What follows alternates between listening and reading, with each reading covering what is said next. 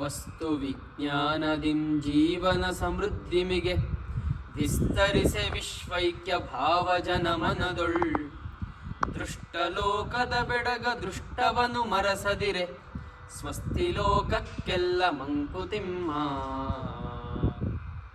ನಮಗೆ ಈ ಪ್ರಪಂಚದಲ್ಲಿ ನಮ್ಮ ಸುತ್ತಮುತ್ತ ಇರುವಂತಹ ವಸ್ತುಗಳಿಂದ, ವಿಜ್ಞಾನದ ಬಳಕೆಯಿಂದ ನಾವು ನಮ್ಮ ಜೀವನವನ್ನು ಸುಖಮಯವನ್ನಾಗಿ ಮಾಡ್ಕೊಳ್ತೀವಿ.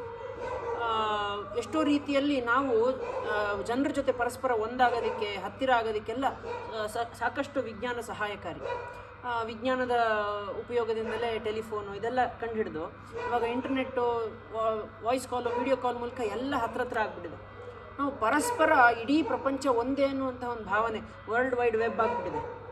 ಹೀಗಿರುವಾಗ ನಾವು ಈ ಲೌಕಿಕದಿಂದ ಇಷ್ಟು ಹತ್ತಿರ ಆಗಿದ್ರೂ ಕೂಡ ಆ ಅಲೌಕಿಕವಾದ ಸತ್ಯ ಏನಿದೆ ಅದರ ವಿಸ್ಮರಣೆ ಆಗಬಾರ್ದು, ಅದನ್ನು ಮರ್ತು ಹೋಗಬಾರ್ದು, ಅದರ ನೆನಪು ನಮ್ಗೆ ಯಾವಾಗಲೂ ಇರಬೇಕು.